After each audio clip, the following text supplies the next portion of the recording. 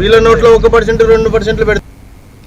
Doctor BR Ambedkar Konaseema జిల్లా రాజోలు నియోజకవర్గం సక్కినేటిపల్లి మండలంలో 1650 కోట్ల సెంట్రల్ డెల్టా వాటర్ గ్రిడ్ మంచినీటి సరఫరా ప్రాజెక్టులో భాగంగా రాజోలు శాసనసభ్యులు దేవ వరప్రసాద్ పలు గ్రామాల్లో వాటర్ ట్యాంకులకు శంకుస్థాపన చేశారు. సక్కినేటిపల్లి, రామేశ్వరం, మోరి గ్రామాలలో 60 లీటర్లు, 40 లీటర్ల సామర్థ్యంతో నిర్మించనున్న ట్యాంకులకు ఆయన శంకుస్థాపన చేశారు. ఈ సందర్భంగా ఎమ్మెల్యే మాట్లాడుతూ బొబ్బర్లంక వాటర్ గ్రిడ్ నుండి పైప్ లైన్ ద్వారా నియోజకవర్గానికి మంచినీరు సరఫరా అవుతుందని తెలిపారు. ఎన్నికల్లో ఇచ్చిన వాగ్దానం ప్రకారం ప్రతి గ్రామానికి సురక్షిత మంచినీరు అందించడమే తన లక్ష్యమని ఆయన పేర్కొన్నారు. అలాగే రోడ్డు, డ్రైనేజీ, కరెంటు సమస్యల పరిష్కారంపై దృష్టి సారించినట్లుగా తెలిపారు.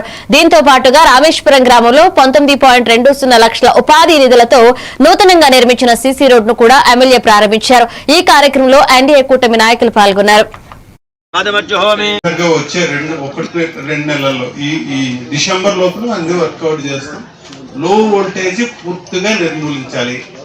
గుడుమల్లో మనం 33/11 kV సబ్ స్టేషన్ కట్టాం. దాన్ని పూర్తిగా వినియోగంలోకి తీసుకురావాలి. గతంలో ఏంటంటే ఈ సబ్ స్టేషన్లు కానీ ఇలాంటివన్నీ కూడా ప్లాన్ చేయలేదు. లో వోల్టేజ్ ఉందంటే అవ్వదు. దానికి సరిపడా ఫెసిలిటీస్ పెట్టుకోవాలి కదా. ఇప్పుడు మనకి ఆకలి అవుతుందంటే బియ్యం ఉండాలి, అవి ఉండాలి, వంట ఉండాలి, అన్ని చేసిన తర్వాత కదా తినగలం. అంటే ఇన్ఫ్రాస్ట్రక్చర్ అంటే మౌలిక వసతులు లేకుండా వ్యవహారం తేలదు.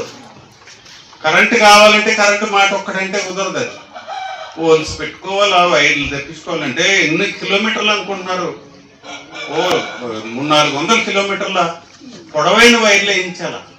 తర్వాత హెచ్టీ లైన్స్ అని పెద్ద ఎత్తైన పోల్స్ తోటి ఆ లైన్స్ వేయించాలా. ఇవన్నీ చేయించుకుంటేనే